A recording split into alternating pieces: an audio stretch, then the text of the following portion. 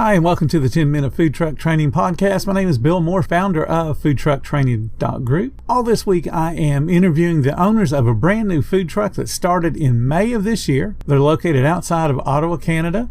And to say they are killing it is an absolute understatement.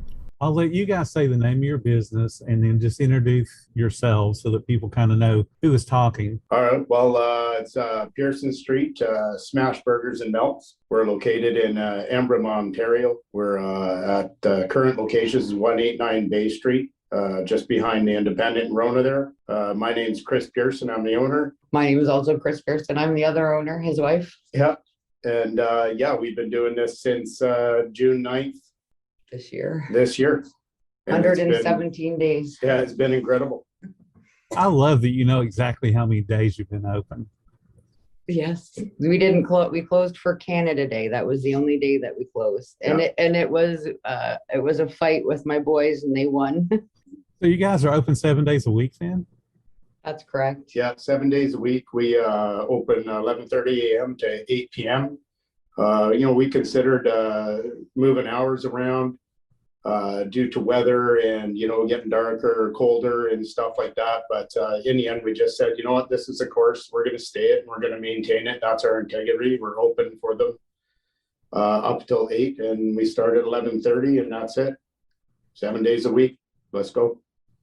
Okay. I saw on your social media you guys are going to be closing soon. I think you're down to 21 days left. Am I remembering right?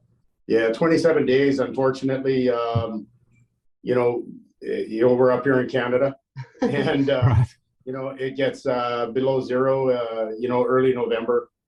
We were going to try to go into November a bit, but we just decided that our first year we needed to. We're going to wrap things up at the end of the October and take a look at what we did and come up with a better plan next year. But water lines will freeze and stuff like that, so you can't operate in winter. Right, exactly. So when do you think you'll reopen next year? As soon as the permit allows us. Yeah, we sort of get a thaw around April. Some of the other trucks will open as early as, first 2 weeks of April. Mm-hmm. Kind of hoping somewhere in there, but at the latest, May 1st, we'll be back in business. So that means you're operating roughly 6 months out of the year. Is my math right? Yeah, that works out about there. 6-7 months. If we can capture a couple of weeks before, a couple of weeks after, we will. For a lot of people, that would be awesome to work half a year and take the other half off. Yeah, it's not too bad. The prospect of having a few months off is really nice, but, still got to pay for those months. So, right. That's a little daunting. So, I'd love to go 12 months a year, but, unfortunately we can't do that here. So. Is your location up there, is it a permanent location, or do you guys actually travel around? It's a permanent location. Okay. For this season, of course. We're moving next season, same town, but just a different spot. Yeah, we're trying to create a place for people to go to all the time. Right. So we love to do permanent locations. Traveling's not out of the question. It depends what next season holds up for us. But our ultimate goal is to have a permanent location where people know to go all the time. And that sounds like a good goal to have. It worked really well for us this year. You know what I mean? Like, people started just knowing they put us on our route home. We'd had guys from Rockland that were working somewhere in Ontario. They take the detour to come home on their commute home to get our food. So that's pretty cool. Can you kind of describe the area that you're in so people can kind of imagine what surrounds you, what brings people to the area where you guys are parked? Sure. We are on the 417, which goes right through Ottawa, and we are about 23 minutes outside of Ottawa, going east towards Montreal. So of the area that we're in a very small little town. There's it'll be less than 13,000. Oh, I'm not even sure anymore. Yeah, we are growing quite a bit. We have a lot of infrastructure that's coming in. There's a McDonald's being built directly in front of us right now for the first time. So they've got a lot of sports here. They're putting in a bunch of sports domes. So the area is expanding exponentially right now. So we're on the cusp of seeing where we're going to go with it. If we're going to go with the flow, put ourselves in with Starbucks, or if we're going to find ourselves a place with our Embrun people where we are from. So it's fun looking for the locations, but we are a very small farming community. So if you had to pick a typical occupation for somebody that comes and eats with you guys, what would you say they are? Like a white collar worker, blue collar worker? We have absolutely everything. On the Ontario Provincial Police, the OPP, they're located behind us. We're in a bit of an industrial spot. So we also have the paramedics. They come, we have the mayor showing up all the time. We have kids that just love our burgers. One just, I don't know if you saw on our social media, had his first communion and decided that this was how he was going to celebrate. So we have everybody. We have teenagers that come to see how big they can eat their burger, a triple smash burger, something that they strive for. So it's all the way across the board. Our price point's on point. It sounds like you have a lot of people that come there just because of you guys, not necessarily what's surrounding you. How much of an impact do you think your social media has had to bring people there? Oh, that's all we used. We didn't use any other form of advertising. We didn't put anything in the newspaper. We didn't have flyers. We did not print our menu. We did absolutely everything on social media. It's ironic that today, as Facebook is down, we reached our 2,001st follower. Again, we've been open for 117 days. That's pretty great. So I think that had a pretty big impact. Our Instagram just went to, again, Instagram is down, but our Instagram just went to 860 followers in that amount of time. So really with the voting, when we won Ottawa's best burger, that was the voting. And I just really tried to bring the community on board with us, and please vote for us. If you like our burgers, do that. And I think that started it off really well. Well, while we're talking about your social media, can you go ahead and list each of the different social media so people know how to, be able to view you? Yeah. What's your website?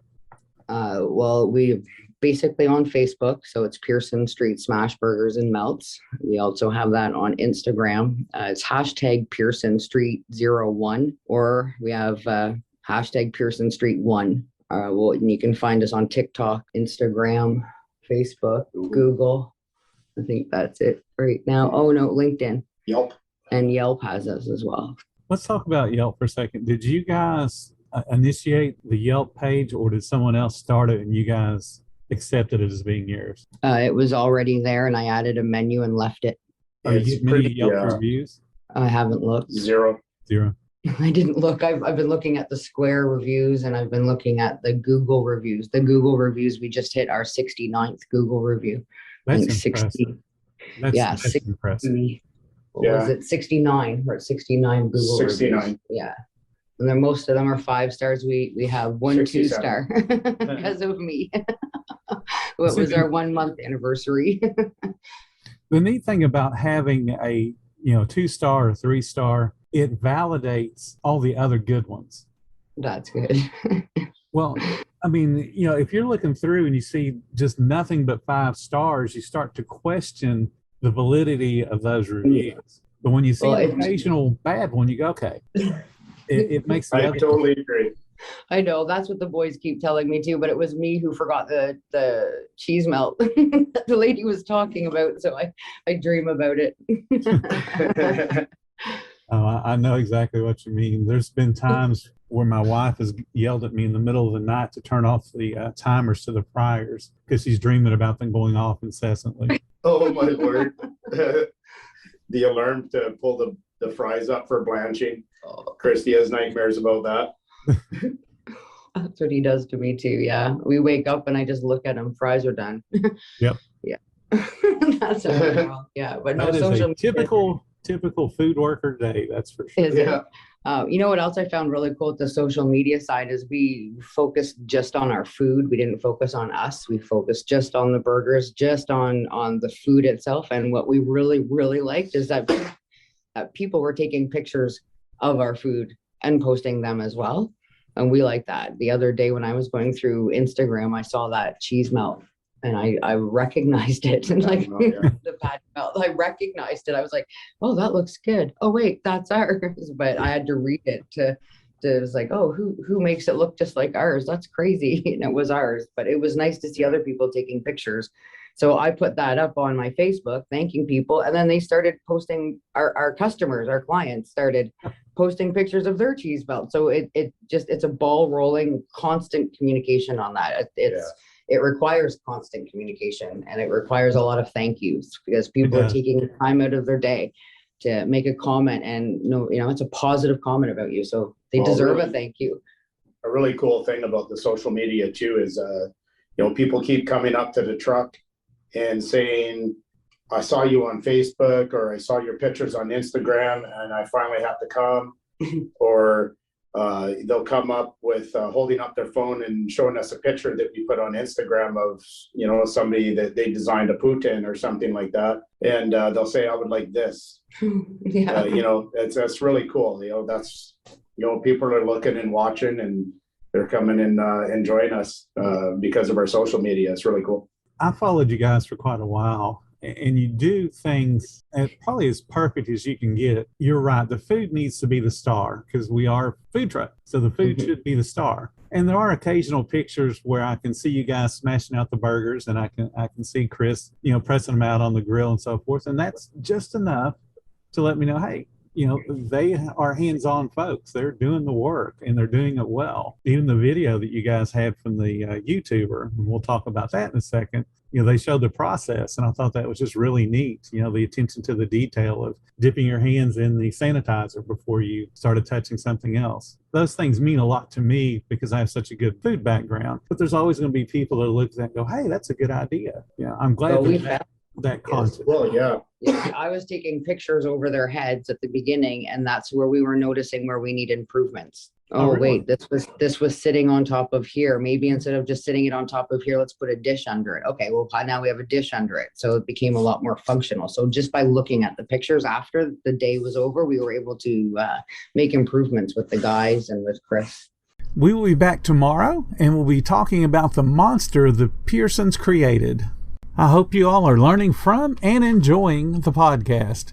If you are, please consider supporting us and helping us grow. There are links in the description to help show your support. Our Facebook group is called Food Truck Training, and I believe you will find it to be the best food truck group on all of Facebook. If you guys are looking for support, inspiration, or just have a question you need answered, our amazing membership has your back. Thank you so much for listening. I will talk to you all later.